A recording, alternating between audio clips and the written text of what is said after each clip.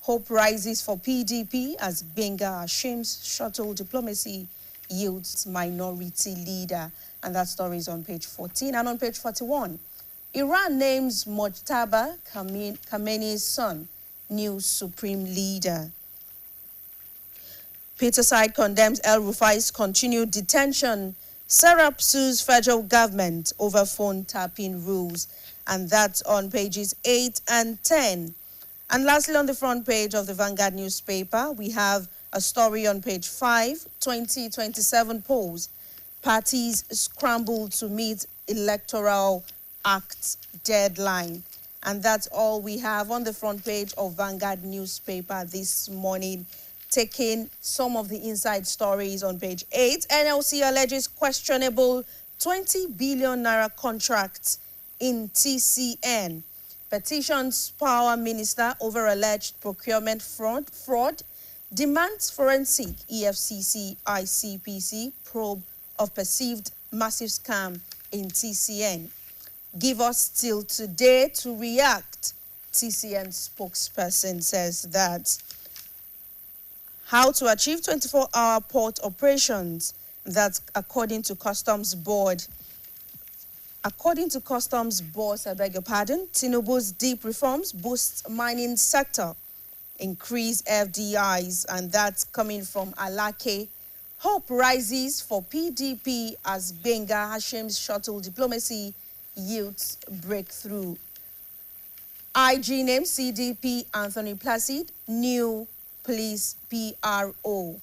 Shortfall in allocations delays workers' salaries in federal tertiary institutions. We are working on it, and that's the federal government assuring workers. 2028 poll, court will decide my eligibility, and that's coming from Ayedatiwa.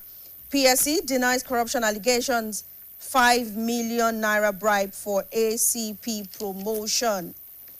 And on page 10, Serap sues federal government over phone tapping rules. West Africa IMT, Owando bags EDI Champion Award. Okay, editors inaugurate committee on research, training, publications. Says committee to bridge gap between academic training and practice. International Women's Day. Wella demands stronger enforcement of women's rights, free cesarean services. All stories on page 10. And on page 41, 2027 polls, parties scramble to meet Electoral Act deadline. Iran names Mojtaba Khamenei's son new supreme leader. Middle East crisis could spiral beyond anyone's control, UN chief warns. US, Israel hits 5 oil sites in near Tehran. Pope warns against spiraling of violence, and that story is on page 41. Taking some sports stories on the back page of Vanguard newspaper. On 47, we have Champions League. Big fight awaits Liverpool, and that's coming from Osimhen. Poor preparation may limit the Tigress at World Cup qualifiers, according to Owolabi. Akko Adams dreams of playing for Manchester United. We have Nigerian young star in Melbourne 2026 Sportsville Awards. Customized plaques arrive as Odegbemi promises to attend. And on the back page, we have Iwobi Chukwueze Bassi out of FA Cup. Lastly, MPFL Rangers crush Remo Stars as Rivers United extend lead. And that's all on the Vanguard newspaper. We will be right back shortly after this commercial break. Please stay with us. Milo 3-in-1 Milky and Creamy is truly milky and contains calcium. So, no need to add milk for that rich, creamy cup, which helps to nourish your kids.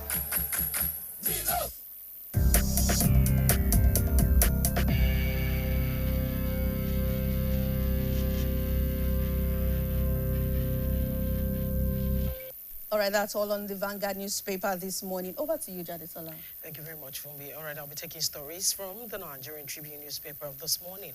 And the major story on the front line, on the headline, I beg your pardon, front page says, Electoral Act political parties differ over IPAC's threat to boycott 2027 elections.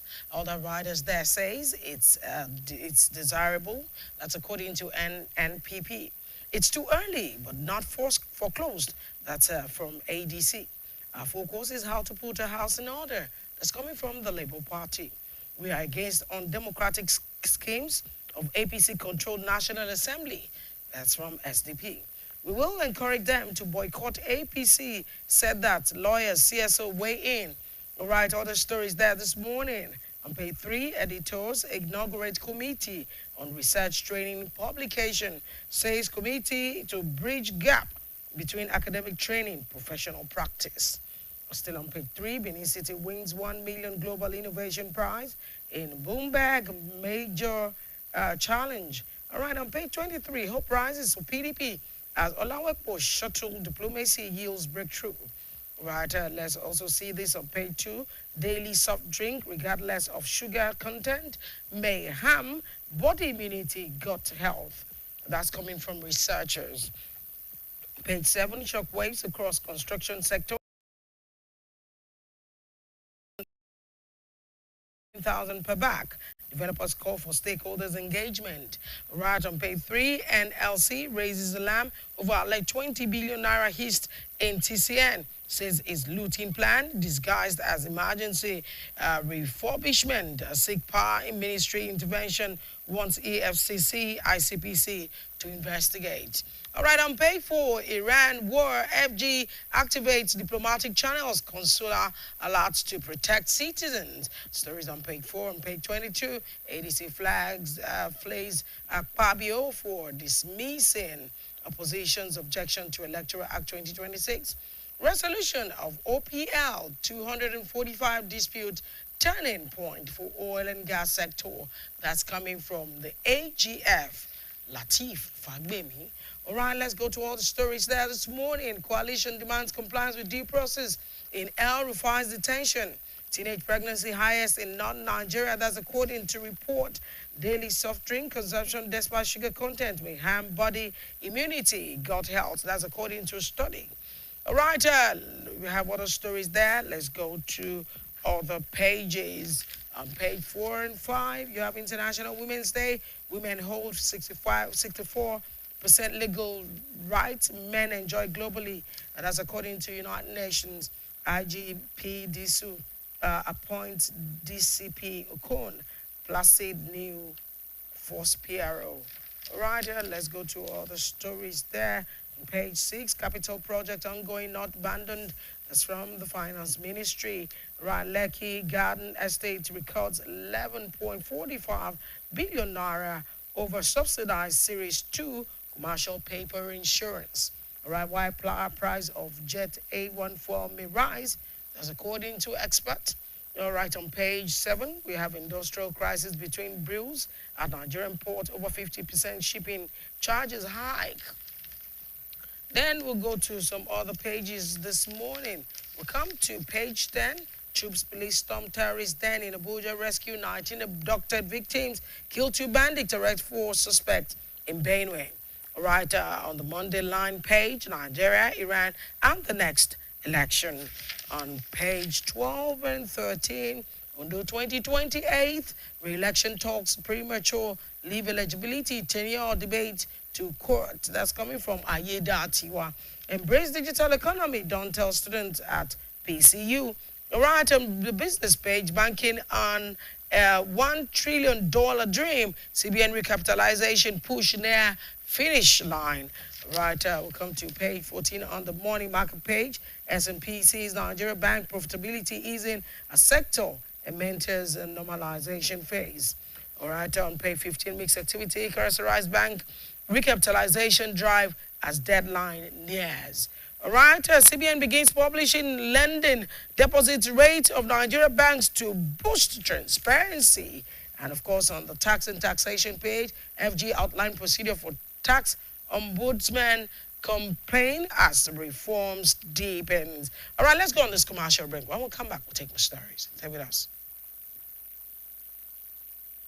Breaking news.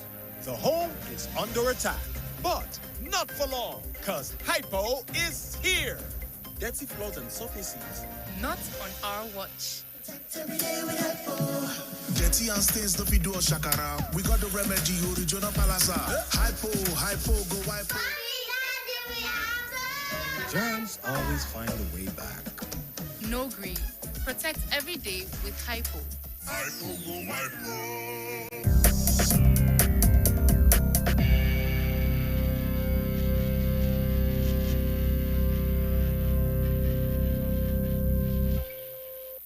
Welcome back. It's still AM120 on the Broadcasting Corporation over your state. We'll still take more stories from the Nigerian Tribune of this morning. On the energy page, on page 17, crude oil out Nigeria can achieve 3 million barrel target per day. That's according to SPE. Former Merman chairman bows out of 11 PLC. And of course, we have all the stories there this morning on page 19. Nigeria's trade single window could attract 3 billion logistics investment, save $18 million annually. That's coming from OYE. All right, for price changes driven by market forces, that's coming from NMDPRA. All right, you have NSDC, BOI, established 10 billion naira fund to support greenfield project development, boost sugar production. All right, we'll go to the capital market page. Oil price surge lift NGX, all shares index to new height. All right, we come to page 21. On page 21, what women marketers must do to lead, be in boardrooms. That's according to an expert. Why we upgraded our credit mobile app. We'll go to page 22, Electoral Act, Political Parties differ. All right, ADC, all right, you have taken those stories. Yeah, International Women's Day, Yabo Obasanjo 6 Ogun Women Support in 2027. All right, 2027 gender promises welfare-focused governance for Lagos residents. Gold Party aspirant declares bid for Ibadan North constituency 2 seat. All right, 2027, or your Guba aspirant, Adegoke dumps PDP. All right, you also have other stories on page 24. Gateway Airport, Ogun, targets international operation to begin with Arch. All right, let's see. You also have other stories on page 25. ASU raises concern over salary delay as anxiety grips varsity lecturers. FG pledges stricter monitoring of federal appointment to ensure equity. Bruno attack. FG should work the talk on emergency. That's coming from Ndume. And of course, Serap sues FG as ECOWAS court over alleged illegal phone surveillance rule.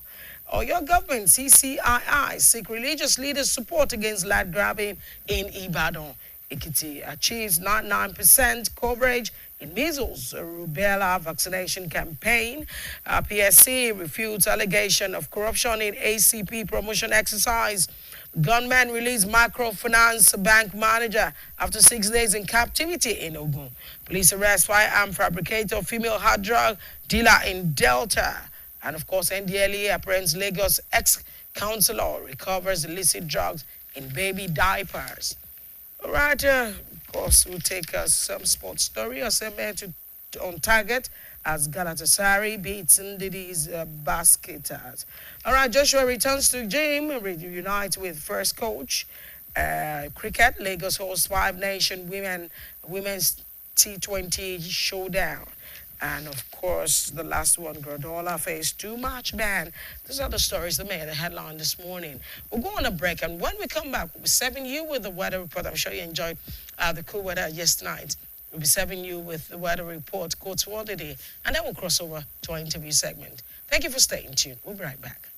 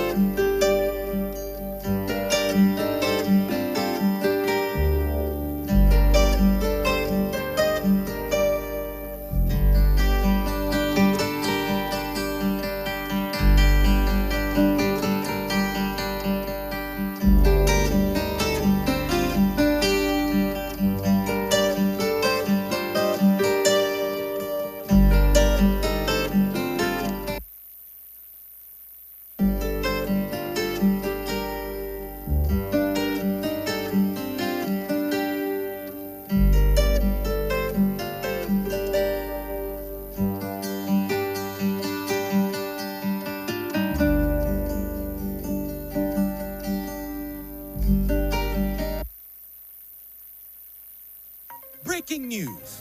The home is under attack, but not for long, because Hypo is here.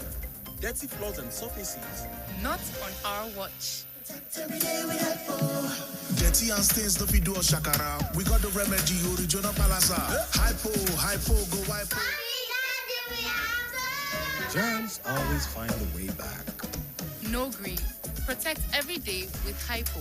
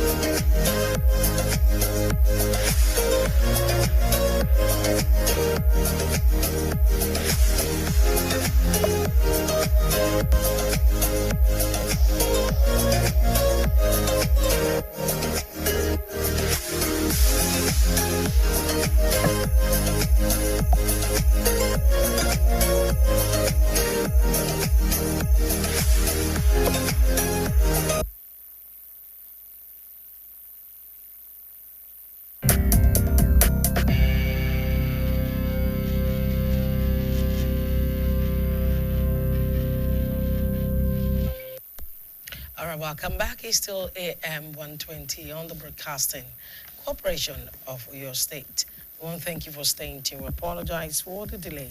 And of course, we're going straight to our interview segment this morning, and we're discussing the rising Nigeria's foreign reserve amid economic hardship. Of course, that's what we're looking at.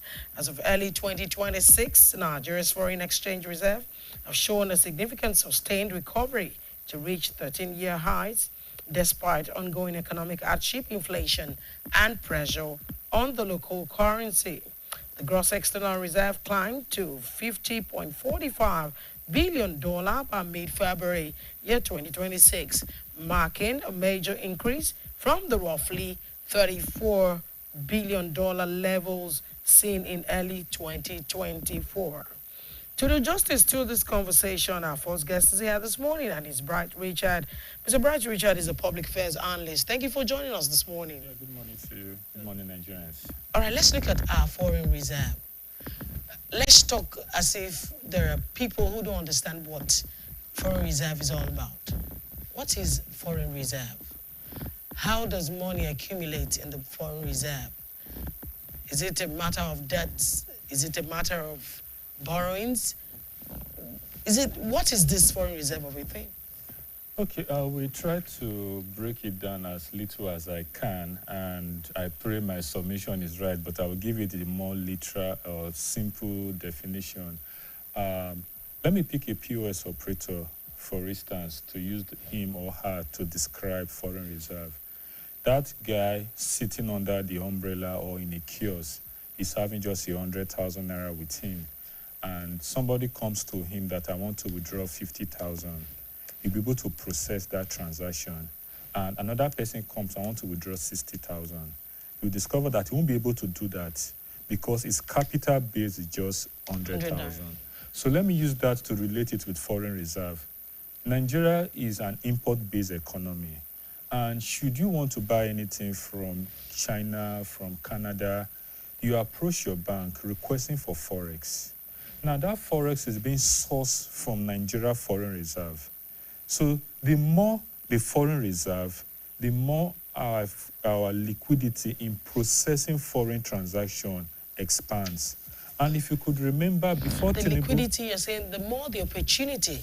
Yes. So maybe you use those kind of languages. Yes, that the people more the can... opportunity. Yes. If you could remember, it's a credit to this administration. If you could remember before Tinubu came on board, if you've actually dealt with, for those who have their children abroad, they want to pay tuition fee, they want to transfer money through Forex, that's a foreign exchange.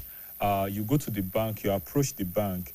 Sometimes it takes a longer time. In fact, there was a time during Buhari's regime when the foreign reserve was very low.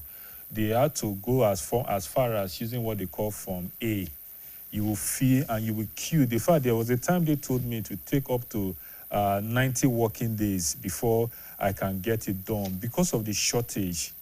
And even as far as some multinational industries had that issues. And also, let's cast our mind back to, you could remember we're having issues with Emirates Airline as regards repatriation of trapped funds because we don't have reserve for that.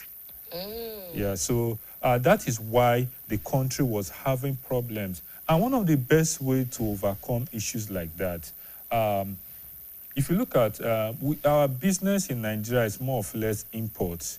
So, and again, to the investors we have in the country are more foreign investors.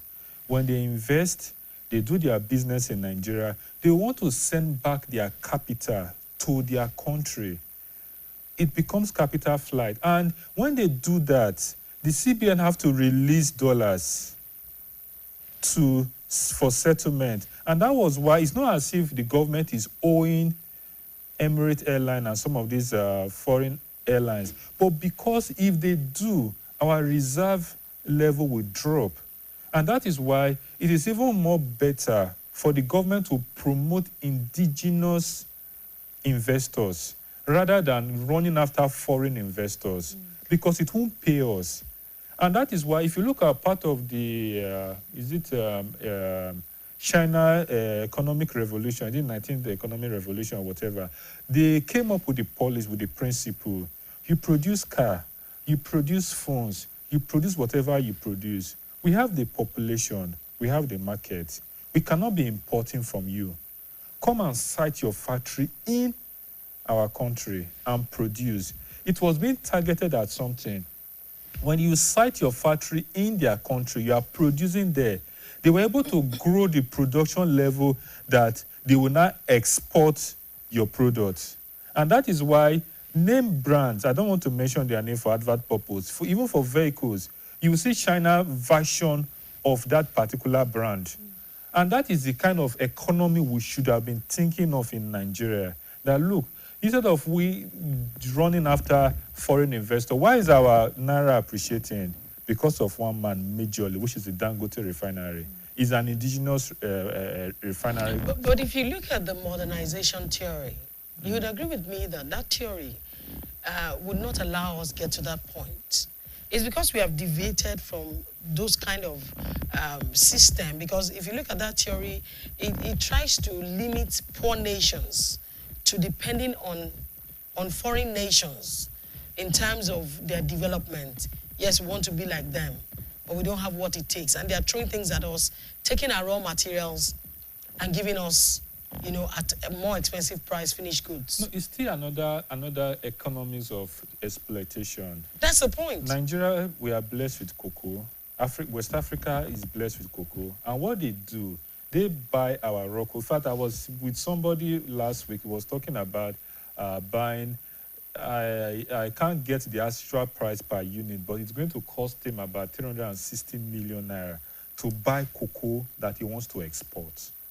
And when you export this cocoa, at the end of the day, these guys will refine it into a finished product. It has more economic value. Let me bring it down to crude oil. We export crude oil, which is an amateur investment. And what I mean by amateur investment, from a liter or a barrel of crude oil, you can get over 15 byproducts. And from that 15 byproduct, you're talking about the PMS, you're talking about the diesel, you're talking about petrochemicals in different variation. Even Dangote just announced, because of his refinery, is diverting into detergent production, raw material that can actually serve the entire Africa.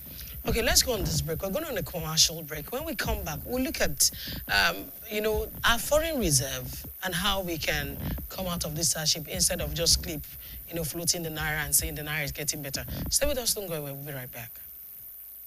Milo 3-in-1 Milky and Creamy is truly milky and contains calcium. So, no need to add milk for that rich, creamy cup, which helps to nourish your kids.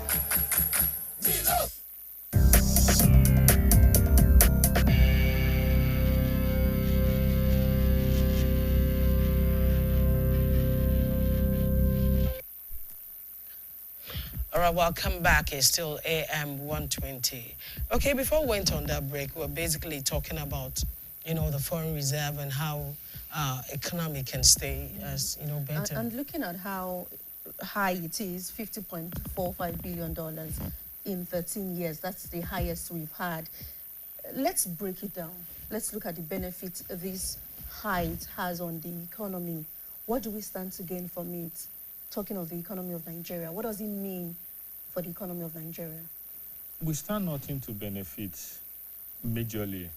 It is only the ruling class and the elite who are benefiting. Because why I'm saying the ruling class and the elite, it is those who are going for medical tourism that will be able to access forex easily. They are the ones benefiting. It is those who have their children abroad that wants to pay tuition fee, accessing forex easily. Those are the people that benefit. And those industries that want to import raw material. So if you look at the class of people who it will benefit, and majorly those who have a lot to do with forex. And the woman who sells pepper in the market has nothing to do with forex. The one who sells rice and gari or beans or whatever has nothing to do with it. So it actually will not pay them. But the area the government can actually look at, and that is why you are having a high foreign reserve and poverty level is still growing. Where it should have actually paid Nigerians is if the reserve is growing and the reserve is used in boosting local production. And that was why I was even talking about the fact that what the Chinese government is doing, invite the complaints. If we can actually look at our products, look at our vehicle, there's a particular brand. Out of every 10 vehicles you see on the road, there are 2 major brands you find there as a manufacturer. Why can't we invite them into the country? That may be too far. We have an indigenous company that manufactures vehicles. Why can't the government look at, okay, what can we do to promote? Because basically, majority of what he uses in his vehicle production are being imported. Okay, we are going to give you forex at a very cheaper rate or at this rate or make it available to you to boost your production and let government officials and everybody in the ruling class patronize it. So these are things that by so doing, you are going to boost its production. You are going to boost its capacity. And once you boost its production and capacity, one thing is going to happen. It's going to expand. And by virtue of expansion, it's going to hire more staff. And by the time it hires more staff, it's going to pay them more. So the money is being circulated in the economy. So the lower class is not entirely not benefiting They are from not it. really benefiting. I'm sorry to say, but let me throw it to myself. Do I have a child who's school abroad? I don't need that. Do I need to go abroad for medical checkup? So there's no way I will be assessing Forex that it will be of direct benefit to me. But the best way it can be of benefit, those who can assess it, let them bring production. Use this reserve to boost production. Nigeria economy will operate a consumption-based economy, not a production-based economy. Okay, let's quickly look at it. Now we have talked about the Dangote refinery, how it's helping us to boost our foreign reserve, and how it's helping us to... No, it's not actually boosting the foreign reserve. It's supporting the boost of the foreign reserve, and it's helping our economy gradually ease from hardship. I put it that way. What else do we need to do? Because I'm sure that if we have three of, not the Dangote refinery now, of an industry that is so strong and is serving us in this country and possibly could serve the African continent, we might be getting better. So what else do you think we need to put into action? What do you think we need to do to get better? And where it will also serve the lower class in the country? There was a time we got an information that Dangote exported over 3 million tons of Jet A1 fuel to the United States. And I followed up that story, and I saw the impact of such exportation to the aviation industry in the United States, that there's a potential that is going to crash the price of their airfare.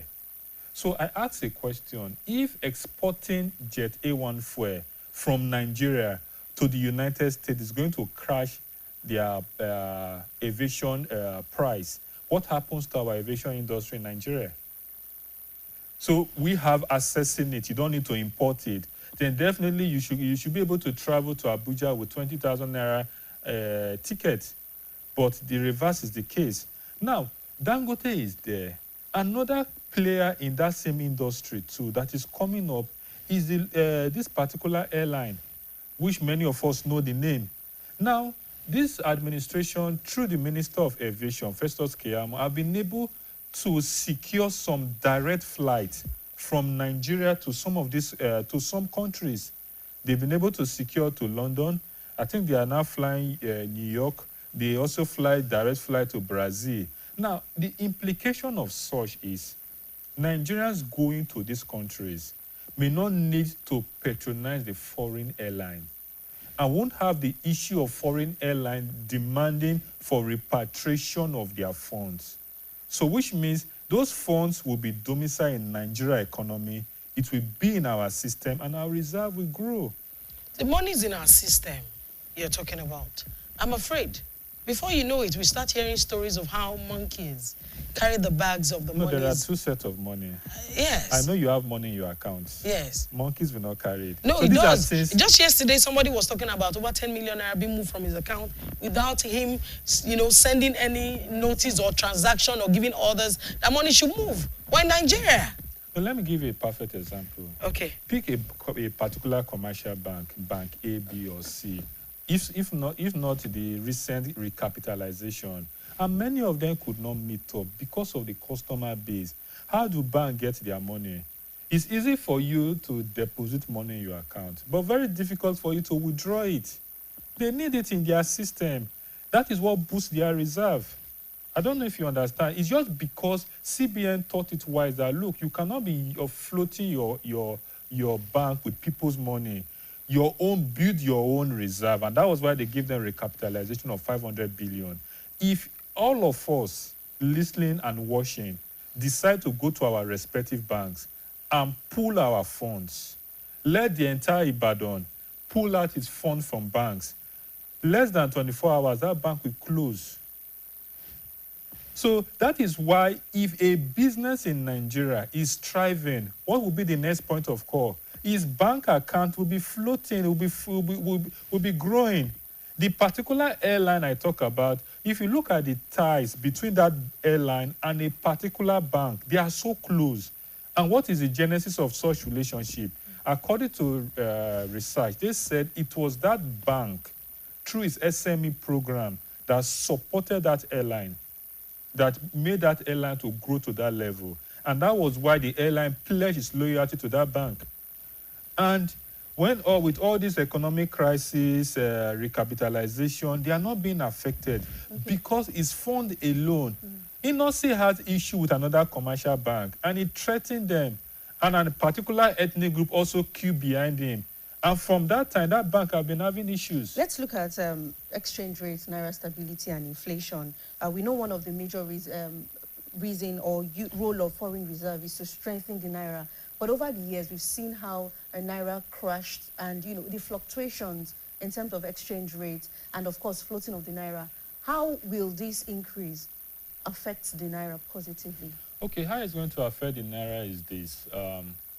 Before Tinubu came on board, one of his policy was to unify the exchange rate and remove the subsidy in the foreign exchange market. Let me use that direct word. And what I mean by the subsidy in the exchange market is the exchange rate officially then was 420 or thereabout, while the black market was about 600 plus.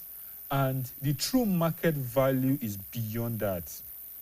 So what the government is doing is that they keep on spending money to defend the naira, to keep it at that rate, to maintain it at that rate.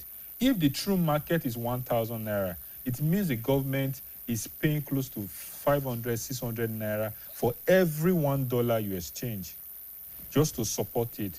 Now, with what the government did, they decided to remove that subsidy. Government is no longer defending the naira, according to them, even though they did it from last year and upper year. They removed that subsidy. So let the market force, let the exchange rate, the rate itself flow, depend on the market force. But the danger is this: we are an import-based economy. Whatever happens in the international market is going to affect us back home. Look at the Iran-US war. Look at the price of PMS. All of a sudden, it has gone to 1,000. I was coming to that because quite unfortunate. Dangote is producing PMS here in Nigeria, and is buying in our local naira. So how does the Iran war have impact in the price? There are two sides to it. Number one is an economic scam. And what I mean by economic scam is Dangote should have stock in his refinery depot that should last Nigeria no less than 3 weeks. This war is less than 2 weeks. So how come the impact is just so sudden? So which means he is selling the old stock with the current price. That means he's also might just be one of the saboteurs. They are one of those. Because on Saturday I could barely get fuel to buy. That is number one. Then number two, Dangote is not getting the entire 650,000 barrels per day from the Nigeria Nigeria NNPC. It's also important to support what he's getting. But what can we do to make him get completely from the crude from oils rather than importing? Because the Nigeria government is doing pure business. Now let's look at it from this angle. The 2026 budget, the crude oil benchmark was $64 per barrel. Now it is being sold at $90 per barrel. There's what we call excess crude accounts. So now minus 90 from 64, you should know how much excess this administration is making because of this crisis. So more money is coming to them. Now, if you look at this Tinubu administration, is a money-thirsty administration. What I mean by that is, it's an administration that are looking out for every means to improve its revenue. Every means. But looking at, moving away a little and looking at the Middle East war, does this not affect our reserve one way or the other? It shouldn't affect our... Especially the economy. Now we are talking of fuel hike in fuel price. Is there any correlation in terms of the impact? No, it's expected because Iran has a kind of contribution of 20% to the global oil supply, and that is massive. Because if you take 20% out of it, it's going to be very, very disastrous. But Iran did not stop at that. Rather, they started attacking other oil producers. So it's more or less, we are not producing, we will not produce, and you that is producing from the same region will do everything possible to frustrate you from producing. Aramco have shut down because the Strait of Hormuz, what they call it, is a no-go area. So even if they produce, they can't export it. And China happens to be one of the major off-taker, the people who buy Iran oil for their energy. And if energy is being altered, that means China production is going to be altered. And Nigeria is one of the largest importer from China. You can see the chain. Nigeria is one of the largest importer from China. So since Nigeria is importing from China, and China is having energy crisis because of the Iran war, so China cannot produce as much as they were producing, and Nigeria cannot import from China as much as they can. So definitely most of our consumption goods, or the things we import from China, is going to be altered, which means there'll be a supply a gap. So that alone will now lead to an increment in price. There will be scarcity and increment in price. All right, we have a commercial break, and when we return, we talk about foreign investors and the impact it's having on our foreign reserve. Please stay with us. Breaking news. The home is under attack, but not for long, because Hypo is here. Dirty floors and surfaces. Not on our watch. Dirty and stains, no fit do us shakara. We got the remedy, original palasa. Hypo, go hypo. Germs always find a way back. No green. Protect every day with Hypo.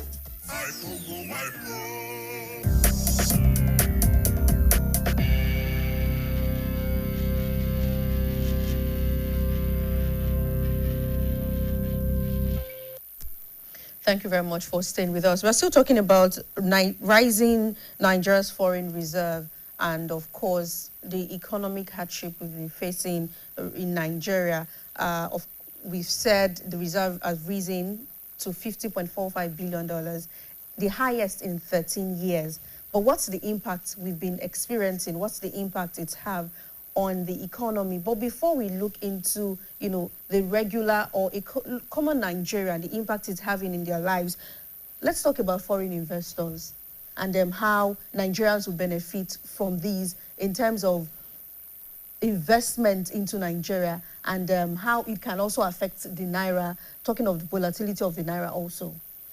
Well, I'm not a fan of foreign investors, like I said, and the examples I gave. And what I mean by I'm not a fan of foreign investors is having foreigners investing in your land. Number one, what is our foreign policy? Go to some Chinese firms in Nigeria. Look at the way Nigerians are being enslaved in those firms. Look at the way Nigerians are being treated. Oluyole Industrial Estate is not far. Just take a stroll there and look at it, the casual labor or Casual workers. Casual workers. Look at the way they are being treated. That will let you know that our foreign policy is not favorable to Nigerians. Look at the way, sorry to say, Emirates Airlines just pushed Nigerians to a corner based on capital flights. They want to repatriate their profits, which is not favorable. So why can't we boost our local investors? Or should you invest in Nigeria, there should be a time frame for you to repatriate your profits, your investment, and the number of workers you are going to employ, and the way you treat our local workers. Because if you move around that location, most of the management structure are being handled by foreigners, and they are being paid with foreign currency. That alone is even adding more pressure to our Naira. A situation where you are working in Nigeria and you are being paid in foreign currency. Is any Nigeria expatriate working in the US and is being paid in Naira? Even Nigerians will not agree. Because there is no way, because when you talk about foreign exchange, why our Naira is appreciating or depreciating is one or two things. It's demand and supply. The need for the Naira. If there is more need for the Naira, it will appreciate. And if there is less need for the Naira, it will depreciate. And one of the things we sell in the foreign market that makes people seek our naira is the crude oil. And if we don't have enough products in the international market, definitely our naira will not appreciate. And also our own attitude towards our naira.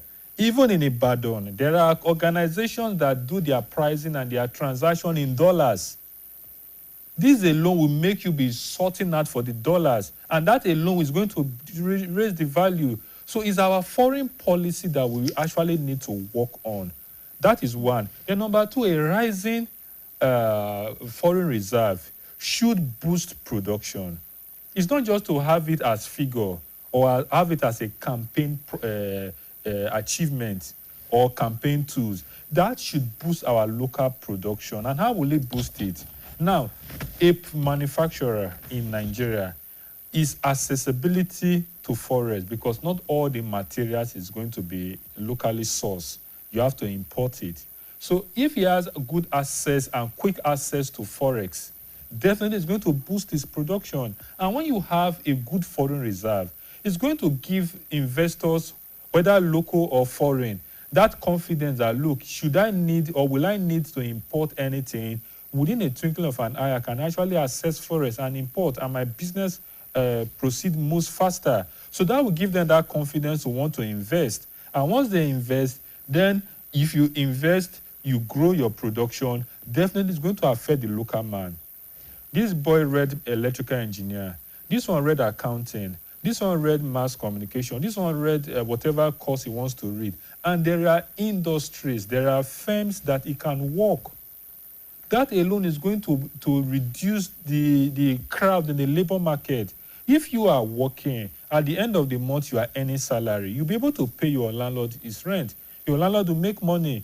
You'll be able to buy food from the market. The trader will make money. You'll be able to pay your child's school fees. The teachers there will be paid salary. So it moves around that circle. Okay, let's look at these issues surrounding our reserve. We have reserve. Our people are suffering. Now, how can we juxtapose the two? How can we have good reserve and our people will enjoy life? Standard of living comes back to normal. In the last few weeks, months, we've seen the prices of food coming down. Government did something. There were policies in place that made this happen. Maybe this government, a year ago. I'm sorry, I may have to disagree with you on that. I'm not proving, I'm only saying that maybe, unlike what we had 2 years ago, where it was really hard, certain things eased off. Now, let me say something as regards that Okay. food inflation, because I've always confronted people. They will say you don't like the Tinubu administration, but let's put facts and figure together. There was a time beans was being sold at 2,500 naira per Congo. Even 3,500, 4,000. 4,000. Do you know why? We had issues. Our farms, Nigeria produced beans, but our farms is not accessible. So the production became an issue. The north is gone because of insecurity. So these guys started importing beans from Niger and this neighborhood West African country. So the moment this coup started and Nigeria placed a sanction, blocked the borders. So you've cut yourself off indirectly. So they could not bring in beans into Nigeria. That alone jack up the price. It's not as if there was one magic. So now those borders have been opened. Those food items are now coming back. So it was basically reforms affecting us then in Nigeria in terms of the food scarcity and inflation in food prices. It's not reforms. That's what I'm trying to explain. It's not or reforms. Policies. There were policies. crises. The farmers cannot farm. They can't go to their farm to plant. So because of that, in substitution, they started importing beans. In fact, there was a time onions too got scarce. Yes. They were importing these things from Niger, Chad, Benin, and some of these neighborhood countries. So the military guys planned coup and they took over those countries.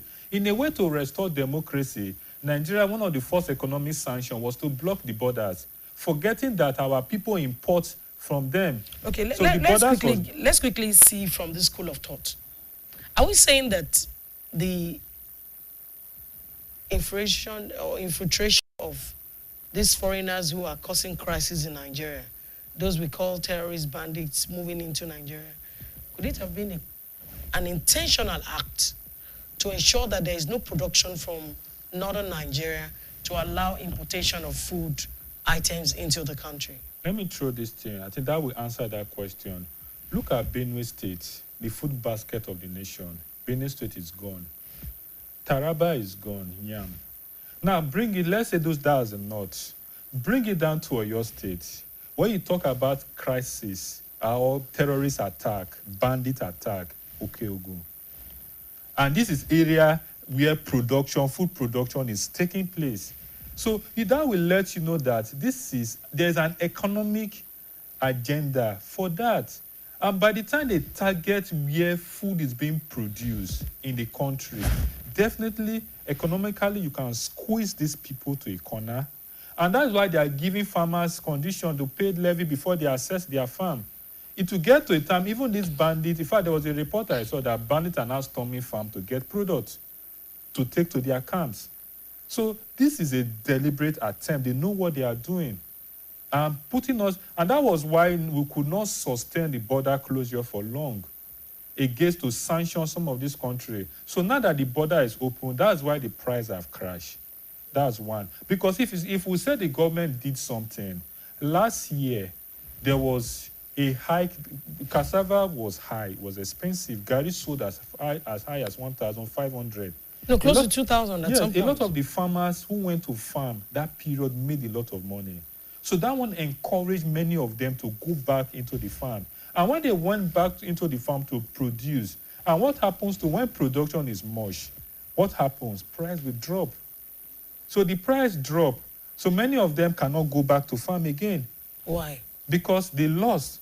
You bought a truck at 500, 400 or whatever, and now you are selling at 90,000.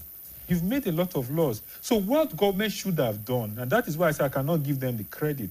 What government should have done is there should be a form of insurance for our farmers.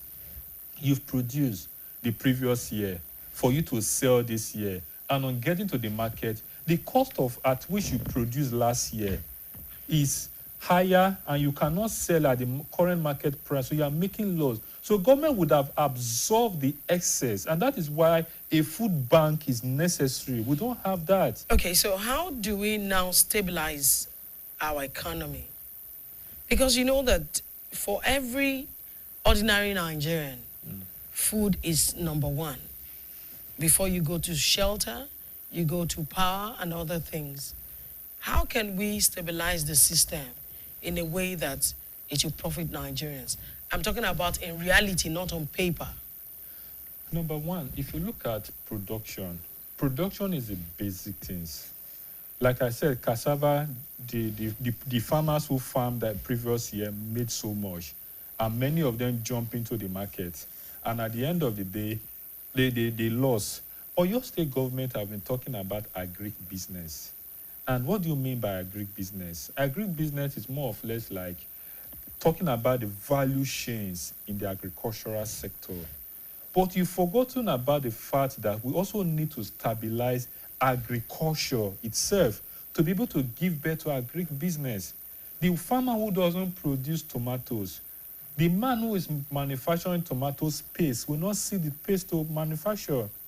The guy who produces this pasta, the noodles, if there's nobody producing the potato, if there's nobody producing the what do you call it, the maize, the guy who produces the pasta will not be there. So first of all, let's dwell on the raw production. That is number one. Then number two, these things are perishable. They don't last. If you produce, you don't sell. It becomes a waste. Now, let's look out for where we can build our silo, our reserve, our banks, where the farm, because farmers are not encouraged to produce. It's good to build roads that link the farm, because they call this what they call post-harvest loss. If you produce in the farm, you should be able to take it to the market on time to sell. By the time you take it to the market, and the market is saturated. Let me give you a perfect example, and there's a likelihood it may still repeat itself this year. There was a particular year, all in the name of palliative. the politicians rolled out rice because they said in Nigeria, once you are hungry, you give them rice. You are being attacked by bandits, you give them rice. So they rolled out rice into the market. That was the December period. And there was a glut in the market. There was a lot of rice. People got from the government, people got from their workplace, people got from friends and family. Then what happens to the woman selling rice in the market? Already have rice as palliative. My church gave me rice. My place of work gave me rice. So which means for December, I don't need to buy rice, but there's somebody selling rice. So by the time she put the rice at 70,000, expecting Christmas period, people will come and buy. Nobody is coming to buy. The next day, she reduced the price. And gradually, she reduced it. Nobody is still coming. She also reduced it. So these alone are things that will crash the price. So government can actually come up, okay, let's look out for a way to control the price. Where there is excess of product in the market, government can mop it up and store in their Greek bank. And where there is scarcity, we've heard the president said several times, release grains from our reserve, release grains from our reserve. As journalists, how many grains did we see? Because there is no reserve. So if there are reserve, then government will stock these things in the reserve. And where there is scarcity, or some people are trying to be mischievous in the market, government can release it. These are where you control price. And that is only when I will believe and give credit to a government that, look, food price is coming down, the government is working. Because there are ways they control the market. You have a reserve, and you watch the price. Once Lagos State did that and give it to them. Yeah. There was a time they subsidized the food by 40%, and there's this 500 billion system they said, go and produce. They will come and collect from you. They are collecting it, they are not taking it to the market. They have their reserve. And from the reserve, they release. And they have their strategic market where they put these things. So that's a way government intervene. If I don't see things like that, I can't give you credit because price is dropping. For cassava, I can also give it to Oyo State government too, because I know there was a time cassava planting stem were released. And if you release that, people will definitely plant it. And when they plant it, you boost production. And once you boost production, the product will be in the market. And that was when the government had to complain that, look, he discovered that this cassava is being taken outside. And actually, cassava play multiple roles. It's used in the ethanol industry for so many things. So apart from the garri we consume, there are so many things you can use it for. So these are ways government can control. So if you don't have a direct intervention in the market, you can't take credit. Okay. Now, we've talked about a lot of control in terms of the food and economy, talking of the food aspects. Now, let's look at the Naira and then projection for 2027. There's been a lot of talks about fluctuations in the Naira against the dollar because a lot of politicians would need dollars for election and the likes. How do we control this, and how do we make sure it doesn't affect the economy? Well, the people who are to control it are the people you mentioned, the politicians and those in government. Because ideally, I've also studied that when it comes to election period, there's always this demand for dollars. But where we may have it a little bit different this time around is because we are having a direct primaries. So there won't be this delegate system where you need to be buying delegates with dollars, $5,000, $20,000. That's one area I foresee that, look, we may not have